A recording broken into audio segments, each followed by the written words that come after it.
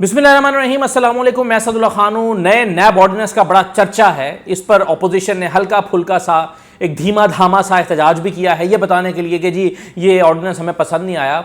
लेकिन असल में मुझसे पूछें तो अपोजिशन इस ऑर्डिनेंस से खुश है और उसकी कई वजूहात हैं। इसकी कई ऐसी शिकें हैं जिसकी वजह से वो खुश हैं और इसकी कई ऐसी शिकें हैं जो अपोजिशन का मुतालबा था।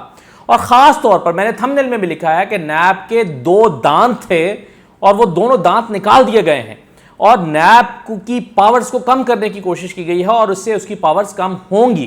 तो इस ऑर्डिनेंस के ऐसे कौन से पॉइंट्स हैं जिससे ऑपोजिशन को खुश होना चाहिए, वो इससे ज़रूर खुश होगी, और कौन सी ऐसी चीज़ें हैं जो हुकूमत ने ऐसा महसूस होता है कि कुछ कॉम्प्रोमाइज़ किया है, सिर्फ ये कि इस चेयरमैन नैब की को एक्सटेंशन देने के लिए ऐसा फील होता है कि कहीं पर कॉम्प्रोमाइज़ किया है।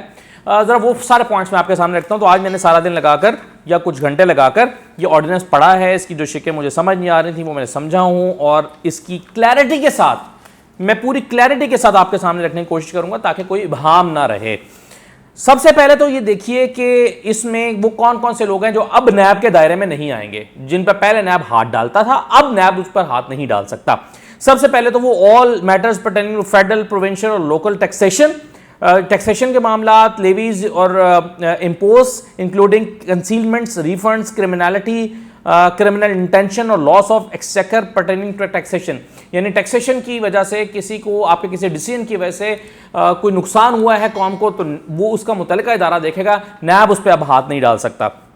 दूसरा, कई इदारे डिफाइन किए गए हैं, डिसीजन ऑफ फेडरल और प्रोविंशियल कैबिनेट, दियर कमेटीज और सब committees, council of common interest, इसके अलावा national economic council, national finance commission, executive committee of national economic council, central development working party, फिर इसी तरह से provincial development working party and departmental development working party. यानी हुकूमत के जो बहुत अहम इदारे हैं वहां पर होने वाले फैसले, उन फैसलों को करने वाले लोग, शख्सियात, चाहे वो फैसले कौम के फायदे में निकले, नुकसान में निकले, उस पर वो नैब के दायरा इख्तियार में नहीं आएंगे, पहले आते थे।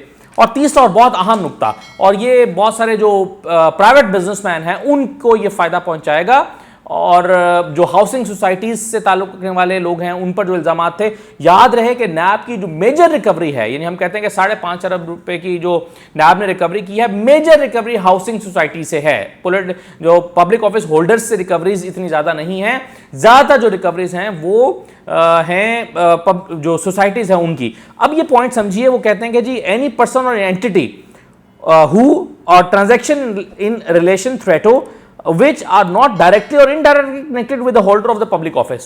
यानी वो तमाम लोग, शख्सियात जिनका ताल्लुक डायरेक्टली और इनडायरेक्टली पब्लिक ऑफिस होल्डर के साथ नहीं है, यानी पर्सनल कैपेसिटी में या प्राइवेट कैपेसिटी में वो काम करते हैं, नैब अब उनको नहीं पकड़ सकता। यानी एक बिजनेसमैन है, वो अगर किसी पब्लिक ऑफिस होल्डर का रिश्तेदार है या उसके साथ उसका ताल्लुक है या उसका लेन देन था इस डील में, तो फिर तो वो नैब उस पर हाथ डाल सकती है। अदरवाइज एक आदमी जो प्राइवेट बिजनेस कर रहा है, टोटली प्राइवेट उसका काम है, उस पर दूसरे इदारों के लॉज इंप्लीमेंट होंगे, वो नैब के दायराकार में नहीं आएगा। तो ये एक बहुत बड़ा, मैं समझता हूं कि प्राइवेट बिजनेसमैनों को रिलीफ मिला है। और नैब जो है, जिसकी जो अपनी कारकर्दगी सबसे ज्यादा यहीं से दिखाता था कि देखिए मैंने तो जो है वो इतनी रिकवरीज की हैं और रिकवरीज ज्यादातर यहीं से हुई थी, अब शायद वो कम हो जाएंगी। एक और नुक्ता मिलता जुलता है और इसी बड़ा इंपॉर्टेंट है, पॉइंट नंबर 3 पर अगर आप आएँ तो वो कहता है कि साथ साथ आपको पॉइंट्स यहां पर आप देख भी रहे हैं, इसका ओरिजिनल टेक्स्ट आप पढ़ते जाएंगे आपको अंदाजा होता जाएगा।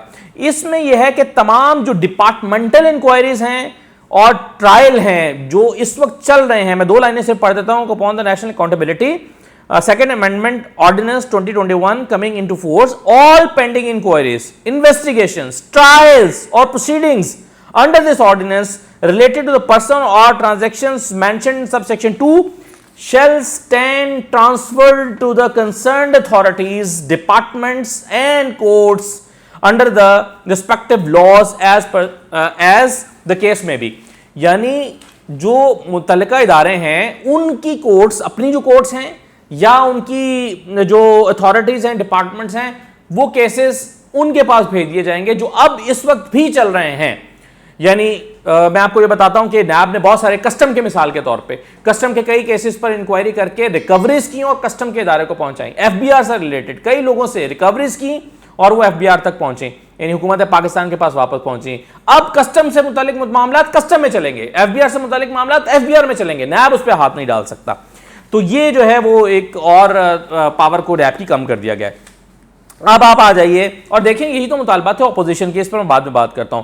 अब उसके बाद वो पॉइंट नंबर 4 में आते हैं, नई अदालतों के क़याम, जजेस का तकर्रुर और तरीक़ेकार को बहुत तफसील के साथ जो है इसमें डिस्कस किया गया है जी, के जो सदर पाकिस्तान है वो किस तरह से जो है वो नई अदालतें नैब कोर्ट से स्टैब्लिश कर सकते हैं, जजेस कैसे लगाए जा सकते हैं, जजेस को कैसे भेजा जा सकता है। तो पूरा 4-5 पेजेस जो हैं ये इस पर डिटेल के साथ इस पर है, जो जाहिर है वो एक इंटरनल एक सेटअप के लिए है, इसका आपसे इतना ज़्यादा ताल्लुक नहीं है, इसलिए मैं इसको इस पर बहुत तफसील से बात नहीं कर रहा है। इस पर पूरा तरीकाकार तय किया गया है, कुछ तब्दीलियां आई हैं कि आपने जज कैसे लगाना है, किसको लगाना है, कैसे तरीकाकार उसका क्या होगा, फिर उसकी अगर आपने उसको हटाना है तो क्या तरीकाकार होगा, अगर वो जाएगा तो उसकी जगह पे कौन आएगा, उसकी ड्यूटीज़ कैसे परफॉर्म होंगी, तो वो डिटेल्स हैं।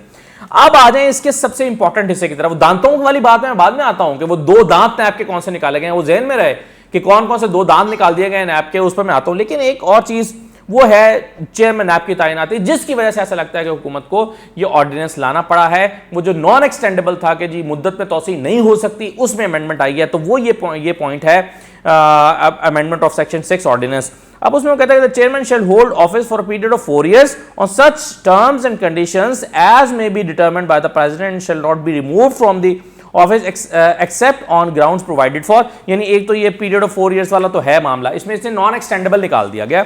आगे इसकी मजीद वजाहत की गई है, provided that on expiry of the period of 4 years the incumbent chairman may be appointed for another period of 4 years bye the president. जो प्रेसिडेंट हैं वो एक शख्स की 4 साल की मुद्दत पूरी होने के बाद मजीद 4 साल के लिए उसको अपॉइंट कर सकते हैं। ये अमेंडमेंट बुनियादी तौर पर यह है जो सबसे ज्यादा प्रोमिनेंट है, जिस पर ऑपोजिशन को एतराज भी है और जिसके बारे में यह समझा जाता है कि ये शायद स्टे ना कर पाए। अगर ये कोर्ट में जाएगी तो कोर्ट कहेगा कि ये ऑर्डिनेंस से नहीं हो सकता, इसको के लिए आपको आइन में तरमीम करनी चाहिए थी, तो इसको उड़ा दिया जाएगा। तो आप देखिए कि बाकी सारी चीजें जो फेवर कर रही हैं ऑपोजिशन को, प्राइवेट पर्संस को और बहुत सारे लोगों को, जिनको वो चीजें फेवर कर रही हैं, वो स्टे करेंगी। और शायद ये जिसकी वजह से ये सारी चीजें लाई गई हैं, शायद वो स्टे ना कर सके। पॉइंट जो एक्सटेंशन वाला है उसमें मजीद कहा गया है कि provided further that till the assumption of charge by the chairman appointed under this section, the outgoing chairman shall continue to act, exercise authority and perform function as a chairman। यानी जब तक नया अपॉइंट नहीं हो सकता तब तक वो पहले वाला जो है वही अपनी ड्यूटीज को कंटिन्यू करेगा। तो ये 3 पॉइंट्स है बेसिकली इसके अंदर जो लाए गए हैं। अब आ जाएं एक और जिसको सराहा जा रहा है, देखा जा रहा है कि चेयरमैन नैब की ताकत को कम करने के लिए एक पैरेलल सिस्टम करवाया गया है, इख्तियार दिया गया, और वो है प्रोसिक्यूटर जनरल के इख्तियारात में इजाफा किया गया है। ये प्रोसिक्यूटर जनरल जो है वो अब चेयरमैन प्रोसिक्यूटर जनरल को जो रेफरेंस भेजेगा या चीजें भेजेगा तो उस पर प्रोसिक्यूटर जनरल की अप्रूवल भी जरूरी है, तभी चेयरमैन उसको कर सकेगा, अदरवाइज चेयरमैन रेफरेंस फाइल नहीं कर सकता। अच्छा, इसमें अब 2 पहलू हैं। एक तो ये कि मैं आपको 2 लाइन इसमें भी पढ़ देता हूं। Subject to the provincial of ordinance the prosecutor general and special prosecutor shall render independent advice to the chairman and shall ensure fair, consistent, uniform, non-discriminatory and expeditious prosecution of cases। यानी आप वो तमाम इन चीज़ों को ensure करेगा कि वो uniform हो, कंसिस्टेंट हो, फेयर हो और नॉन डिस्क्रिमिनेटरी हो। तो ये प्रोसिक्यूटर जनरल जो है उसको अपने इख्तियारात को इस्तेमाल करते हुए चेयरमैन नैब के रेफरेंस को रिजेक्ट भी कर सकता है।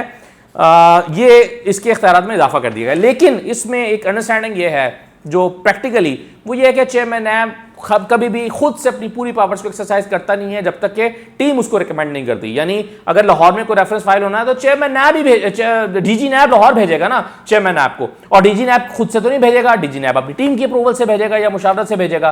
तो पहले भी यही हो रहा है, यानी इसके आने से कोई इतना खास फर्क नहीं पड़ेगा। पहले भी यही होता है कि डीजी नैब अपनी प्रोसिक्यूटर जनरल के साथ या अपनी टीम के साथ मुशावरत से सिफारिश करता है, चेयरमैन नैब उसको अप्रूव करता है और वो इम्प्लीमेंट हो जाता है। लेकिन बहरहाल इसको फिर भी अहमियत दी जा रही है क्योंकि प्रोसिक्यूटर जनरल के इख्तियारात में इजाफा हो गया। अच्छा, अब आ जाएं सबसे इंपॉर्टेंट बात जिसके बारे में मैंने लिखा कि नैब के 2 दांत थे वो निकाल दिए गए। वो ये है कि देखिए नैब के पास 2 पावर्स थी। एक पावर ये थी कि वो किसी भी शख्स को 90 दिन के लिए अपनी हिरासत में रख सकता था और इस दौरान वो इंक्वायरी करता था, और 90 रोज के बाद जो है वो कोई शख्स जब जुडिशियल होता था तो उसकी जाकर जमानत हो सकती थी लाहौर हाई कोर्ट से। अब ये दोनों इख्तियार खत्म कर दिए गए हैं। एक तो जमानत का इख्तियार मिल गया है नैब कोर्ट को, यानी पहले नैब कोर्ट जो है वो जमानत नहीं दे सकती थी, जमानत आपको लेनी पड़ती थी जाके हाई कोर्ट से। अब कोई शख्स अगर नैब की हिरासत में है तो उसको 90 दिन के का नैब के पास इख्तियार नहीं है कि वो 90 दिन तक उसको रखेगा, फिर वो जुडिशियल होगा। अब चाहे तो अगले ही दिन नैब उसको जो है नैब कोर्ट, नैब की अदालत उसको जमानत दे सकती है और नैब को वो शख्स छोड़ना पड़ेगा। तो नैब के पास एक बहुत बड़ी सहूलत थी कि वो 90 दिन के अंदर अपनी इंक्वायरी करते थे, और इतनी शानदार इंक्वायरीज। और मैं आपको ये बताऊं, मैंने एक सीरीज इसके लिए प्लान की है। जैसे जैसे मेरे पास रूटीन की खबरों का मार्जिन कम होगा, होपफुली मैं आपको कल करूंगा, अगर कल कोई बड़ी खबर ना आई तो मैं जो इंक्वायरियां अब तक नैब ने कर रखी हैं शहबाज शरीफ साहब के केसेस में, उसके मैं कुछ चार्ट्स आपको दिखाऊंगा, कुछ डायग्राम्स दिखाऊंगा कि कितनी इफेक्टिवली उसकी इंक्वायरीज की हुई हैं। और ये इंक्वायरीज तब नहीं हो सकेंगी शायद उतनी इफेक्टिवली कि अगर कोई शख्स जो है वो 90 दिन के लिए नैब के पास नहीं है, नैब फिर सवालनामे भेजता रहेगा और जवाब उसका आना कोई नहीं है। तो ये नैब का जो इख्तियार था, ये जो दो दांत थे, एक 90 दिन अपने पास रखने वाला और दूसरा नॉन बेलेबल, ये दोनों चीज़ें जो है वो अब नैब के पास नहीं रही। और ये एक मेरा समझता हूँ कि इससे नैब का इदारा, इसकी परफॉर्मेंस ज़रूर मुतासर होगी। अच्छा, अब आ जाइए उसके बाद फिर वो कहते हैं कि कानून शहादत और वीडियो एविडेंस पे बहुत तफसील से, कोई समझिए कि 7, 8, 4, 6, 7 पेजेस जो हैं वो दिए गए हैं, जिसमें कि किसी को आपने उसकी वीडियो का, ऑडियो वीडियो को जो है वो अगर आपने उसको चेक करना है, या कोई शख्स वीडियो पर दूसरी जगह पर अवेलेबल है तो उसका की शहादत कैसे लेनी है, तो इस पर बहुत तफसील से लिखा गया है। ये इसमें कुछ जो वो पूरे किए गए हैं कानूनी तकाज़े पूरे करने के लिए, क्योंकि पहले से मसाइल थे, अगर कोई शख्स वीडियो एविडेंस देना चाहता था, इंग्लैंड में बैठा हुआ है तो वो नहीं हो पाता था, तो उसके लिए कुछ 6-7 सफ़ात उस पर शामिल है। ये जो है वो बड़ा इम्पॉर्टेंट एक डॉक्यूमेंट हमारे सामने आया है, जिसके बाद आप देखिए कि वो तमाम फेवर्स जो अपोजिशन मांगती थी, बिजनेस कम्युनिटी मांगती थी, ब्यूरोक्रेट्स मांगते थे, दफातर में काम करने वाले लोग मांगते थे, वो कहते थे, बिजनेस कम्युनिटी क्या कहती है, बिजनेस कम्युनिटी कहती थी कि अगर मैंने फंड्स में हेरा फेरी की है, टैक्सेस में हेरा फेरी की, तो मुझे जो एफबीआर देखे ना, मुझे नैब क्यों देखता है। मान लिया गया। फिर आप जो सरकारी मुलाजमीन हैं या जो ब्यूरोक्रेट्स हैं वो कहते थे कि भाई हमारी अपनी डिपार्टमेंटल इंक्वायरी का पूरा सिस्टम है, तो अब मुतल्लिका इदारे के पास जाएगा, कस्टम के पास जाएगा। तो ये एक बहुत बड़ा चेंज है इस ऑर्डिनेंस में, और मेरा ख्याल है ये ordinance by and large opposition को बहुत पसंद आया है, इसीलिए उन्होंने बहुत बड़े पैमाने पर ना प्रेस कॉन्फ्रेंसेस की हैं, ना उस पर तकरीरें की हैं, वह हल्की फुल्की एक होम्योपैथिक से जो है ना, वैसे होम्योपैथिक का लफ्ज़ इस्तेमाल करने का मतलब ये होता है कि होम्योपैथिक कोई कारगर नहीं होती, तो मेरा उस पर ऊपर कोई चार्जशीट प्रेम नहीं कर रहा। कहने का मतलब ये है, एक मुहावरा बन गया हुआ है कि एक ऐसी चीज़ जिसका असर बहुत ज़्यादा नहीं होता। तो ये एक ऐसी प्रेस कॉन्फ्रेंस इसके दमल में की है। अच्छा, 2 चीज़ें जाते जाते मैं बड़ा इंपॉर्टेंट आपको बता दूं। नैब के पास रिकवरी के जो 2 कवानीन मौजूद हैं नैब ऑर्डिनेंस के अंदर पहले से, जिसमें एक VR है यानी वॉलंटरी रिटर्न, और दूसरा PB यानी प्ली बार्गेन। तो इस दोनों के ज़रिए से रिकवरी करती है, और दोनों में फ़र्क यह है कि वो जो VR है उसमें किसी शख्स के पास इख्तियार होता है कि वो पूरे के पूरे पैसे जितना उस पर इल्ज़ाम है घपला करे, और घपला करने के बाद जो है वो पूरे के पूरे पैसे वापस करे, और वापस करके अपने जाके मनसब पर बैठ जाए। बहुत सारे सरकारी मुलाजिमीन, सरकारी अफसरान सिंध में ख़ास तौर पर बहुत सारी शिकायत मौसूल हुई कि ऐसा करते थे, लेकिन सुप्रीम कोर्ट ने 2019 में ऐसा करने से रोक दिया गया था, तो ये कानून एक तरह से साकित हो गया था। अब ये VR के थ्रू रिकवरीज नहीं हो पा रही थी, क्योंकि इसमें कोई भी शख्स पहले घपला कर ले, माल बना ले, और माल बनाने के बाद सारे पैसे रिटर्न करके वैसे के वैसे उन्हीं मराद पर जाकर बैठ जाए। तो इसकी बजाय प्ली बार्गेन किया गया था कि यानी आप पैसे दें, प्ली बार्गेन करें, और प्ली बार्गेन करने के बाद आपको 10 साल तक उसका नुकसान उठाएं। कोई आप जो है वो बैंक से फेवर्स नहीं ले सकते, अपनी मराद नहीं ले सकते, अपनी नौकरी पर नहीं जा सकते, 10 साल की कदगन लग जाती थी। तो अब हुकूमत ने इस ऑर्डिनेंस में तो मुझे नज़र नहीं आया, लेकिन प्रेस कॉन्फ्रेंस में ये बात हो रही थी कि हुकूमत जो है ये VR को दोबारा इम्प्लीमेंट करना चाहती है। इससे एक फ़ायदा तो ये होगा कि जो रिटर्न्स हैं, रिकवरीज हैं, वो ज़्यादा हो जाएंगी, यानी पैसे ज़्यादा रिकवर होंगे। लेकिन अगेन उसमें फिर एक हौसला अफजाई होती है कि और फिर ये कि इसमें एक कॉन्फ्लिक्ट भी है कि सुप्रीम कोर्ट के ऑर्डर से ये टकरा जाएगा। तो ये हुकूमत लाना चाहती है या लाई है, मुझे इस डॉक्यूमेंट में नहीं मिला। मैंने 2-3 मरतबा इसको तलाश करने की कोशिश की, पूछा भी किसी से। ये बहरहाल ये भी एक अंडर डिस्कशन चीज़ है। एक नुकता मैं भूल गया जाते जाते, वो ये कि वो जो मैंने आपको कहा था कि जो जमानत का इख्तियार मिल गया है चेयरमैन नैब कोर्ट के जज को, उसमें एक शिक ये ज़रूर डाली गई है कि आपके उसमें जो आपको श्योरिटी बॉन्ड देना होगा उसकी रकम जो है आप पर लगने वाली इल्ज़ाम की रकम के बराबर होनी चाहिए। यानी अगर आपके ऊपर 2 अरब रुपए का इल्ज़ाम है तो आप 2 अरब रुपए का श्योरिटी बॉन्ड देंगे तो नैब का जो नैब कोर्ट है वो आप नैब कोर्ट का जज आपको जमानत दे सकेगा। तो ये एक इंपॉर्टेंट पॉइंट था जो स्किप कर गया था, मुझे अभी याद आया, मैंने आपके साथ शेयर कर लिया। बहरहाल ये नैब ऑर्डिनेंस है जिसका लुब्बे लुबाब ये है कि opposition must be very happy with this document. और दूसरा ये है कि नैब के जो 2 दांत थे वो निकाल दिए गए हैं और 2 से ज़्यादा ही निकाले गए हैं। वैसे 2 तो बहुत सख्त दांत थे ना, नॉन बेलेबल और 90 डेज़ वाला, वो निकाल दिया गया। और प्लस ये कि उसके इख्तियारात को बहुत ज़्यादा कर्ब किया गया है और सरकारी मुलाजमीन और बहुत सारे इदारों को और लोगों को इनके मातहती से निकाल के या इनकी जुरिस्डिक्शन से निकाल के अपने इदारों की जुरिस्डिक्शन में डाल दिया गया। तो इससे बहरहाल फ़र्क पड़ेगा। एक डॉक्यूमेंट मैं आपके साथ ज़रूर शेयर करूँगा जिससे मैं आपको ये बताऊँगा अगली वीडियो में कि नैब की जो कारकर्दगी रही है पिछले 4 साल में वो क्यों ज़्यादा रही है और कितनी ज़्यादा रही है। और ख़ास तौर पर मैं नैब लाहौर के हवाले से ज़रूर बात करना चाहूँगा कि उसमें मेरे पास कुछ बड़े एक्सक्लूसिव से फैक्ट्स एंड फिगर्स हैं, वो मैं आपके साथ शेयर करूँगा कि पिछले 17 साल का मुवाजना 4 साल से करें तो 4 साल की जो कारकर्दगी है वो कई 100 गुना ज़्यादा क्यों हुई है और कैसे हुई है। और अब फिर आप मुवाजना कर सकेंगे कि इस ऑर्डिनेंस के आने के बाद क्या ये फिगर्स बरकरार रख सकेगा नैब या नहीं। तो ये सवाल है जिसका जवाब आप दे सकेंगे। बहरहाल ये पूरा ऑर्डिनेंस मैंने आपके सामने रख दिया, इसके सारे इंपॉर्टेंट पॉइंट्स आपसे शेयर कर लिए। इजाज़त दीजिए, अल्लाह हाफ़िज़।